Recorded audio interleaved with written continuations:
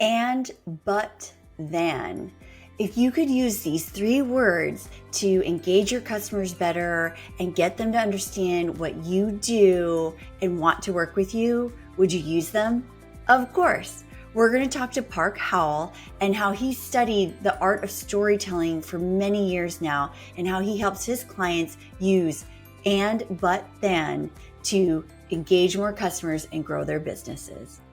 All right. Well, welcome everybody to the Revolutionize Your podcast, where we're going to revolutionize your marketing, your business, your life. And we have Park Howell today with us. Yay. I know. I'm excited to talk to you. It's actually been a storytelling themed day. We have a previous guest talking about how to use storytelling in email and how that's being effective. And I'm really interested to listen to you about how you're helping your clients with storytelling so that they can be more effective and engaging. But first, before we get into that, why don't we tell my audience a little bit about who you are and what you do? Fair enough, Reb. Thank you so much for having me here. I really appreciate it. Park Howell. I've been in the advertising, branding, marketing world for almost 40 years. And I ran my own ad agency for 20 of those years in Phoenix, Arizona. And I really started studying story. That's hard to say, started studying story. Yep. In the early 2000s. And it was really as I was trying to find an answer to a major problem. And that problem was the internet and social media back then, the coming social media. And our clients in the traditional advertising world used to own the influence of mass media, but the masses have become the media and they really control your story. So I went looking for how do you actually hack through the noise and hook into the hearts of people out there when they are being absolutely bombarded by this cacophony of communication? And I found the most ancient technology of all in communications is storytelling. And I call it a technology because there are actual algorithms, these frameworks, these story structures that you can use that connect with the limbic brain. And that's important because that subconscious brain is pattern seeking, cause and effect, decision making. That's where we decide whether we're going to buy or not. Then we level it up into our frontal lobe to justify that purchase, essentially. Long-winded way of saying I was looking for a solution to a major problem of our customers and clients weren't standing out like they used to in traditional media. And I found storytelling, and that took me down this whole amazing adventure. And now all I do is consult, teach, coach, and speak on the power of story to leaders internationally to help them excel through the stories they tell. Yeah, no, I love that. I love that because there is actual science behind that and we know it works. That's why there's multi-million-dollar movies every year and we read books. And so stories are so engaging and they work so well. I'm actually part of the story brand community. And so you're right. Make your customer the hero. You're the guide. Lead them on the journey to find their answer. So tell us a little bit you're helping clients tell stories, but how do you do that? How do you help clients with a simple formula figure out their story? Well, Rhett, let's start from the complex and go simple. The complex is where I first learned the hero's journey from Joseph Campbell. A lot of people are talking about it now, but it's a 12 to 17 step process that Hollywood really relies on to create those great, box office hits that you talk about.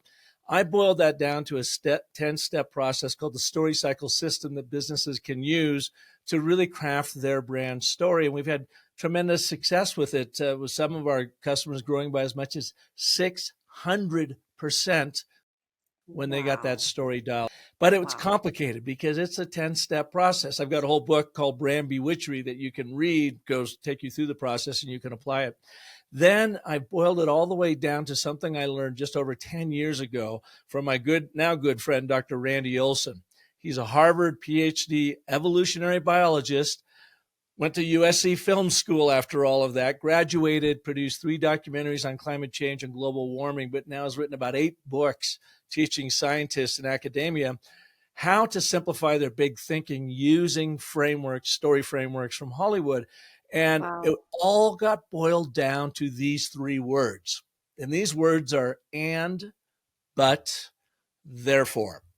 It's called the ABT framework, and he introduced it to me in his second book back in 2013. And when I saw it, Reb, from a branding advertising standpoint, I looked at this like, is this like the golden rule? I mean, where has this been? It seems so obvious, and yet it's so simple. Could it be that powerful? And over the course of the last decade, Randy and I have worked very closely together to really fine tune the and, but, therefore. He in the science and academic world, me in the business world. And there's Wow. two different approaches you take, but they all coalesce in this one thing of setup, problem resolution, the statement of agreement of and, the statement of conflict, that is the but statement, and Mm-hmm. then your statement of consequence, the therefore, what's your call to action, the way forward, if you will. And it is remarkably powerful. So in all my training, I always begin with the ABT to get people to build their narrative intuition around that. Oh, that's great. And I've heard of this concept, but I don't think I've heard anybody so clearly put it, just and, but, therefore. Yeah, that's Yeah. really interesting. So the type of clients that you're working with, I just listened to your last podcast, and I think you're talking a lot about with your guest kind of like speaking on stage or to audiences. Maybe tell us a little, maybe give us an example of how does somebody like me even start to use the ABT formula? Like, how do I even wrap my head around this? Absolutely. Well, can I put you through a little test right now, Reb? Oh, okay. We're going to All use right. it on your brand. We're going to All do it right. right now. And I'm going to ask you just a couple questions, and then we are going to create a brand positioning statement for you using the ABT. Of course, it's not going to be perfect, but it's a great way to demonstrate how you do this. So, for you and your business, and this is for all of your followers listening to this, All right. who is your number one audience? Can you define for me your number one audience? And I always look for that number one because it's the Pareto principle. 80% of your income, 80% of my income, 80% of everybody watching this income typically comes from one audience. So who is yours, Reb? I would say small business owners, entrepreneurs in the B2B professional services space. Beautiful. All right. In relation, you do a lot of video work, right? I do. That's your Yes. specialty. Yes. Awesome. Okay. So say you are the owner of a small business. And now this is the statement of agreement. We want to create something that's positive and aspirational. And if you use video marketing correctly, then you could build lifelong. You could not only increase revenue, but grow lifelong customers. Is that a fair enough statement of agreement? I know it's kind of general, but I'm just trying to get through this because we don't have a lot of time. Yeah, I would say so. Definitely. As we know, the statistics are out there. Video marketing helps small business owners tell their story, in a way that's much more engaging. And yeah, it definitely helps them build their business. Awesome. Okay, so that's that statement of agreement. What you're trying to do is provide the fact to your customer that you understand who they are and you appreciate what it is that they want relative to your offering. Your offering is video marketing, video expertise.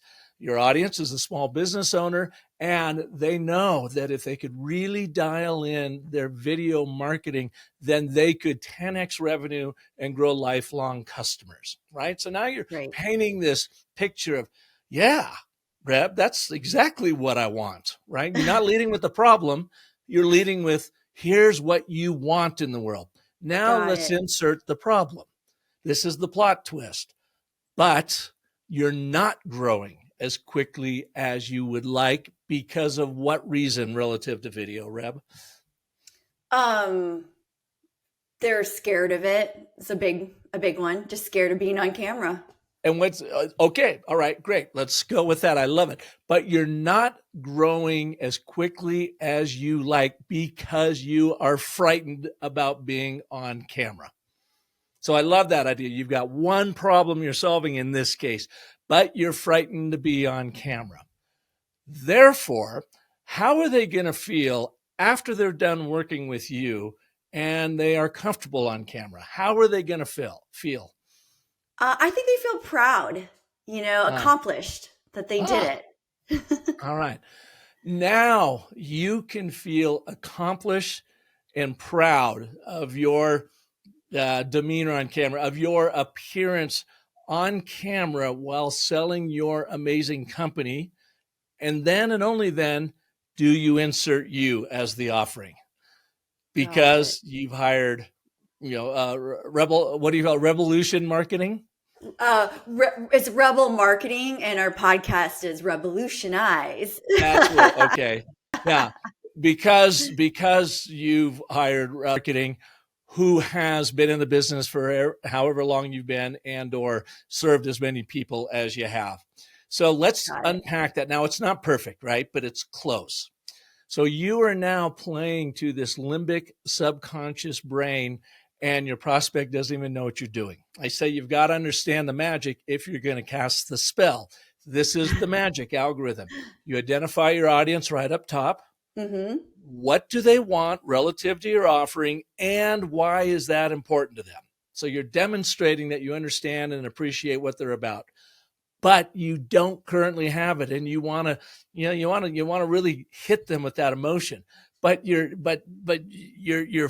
fearful of being on camera because you have never been able to be taught properly on how to come across in your own authentic self.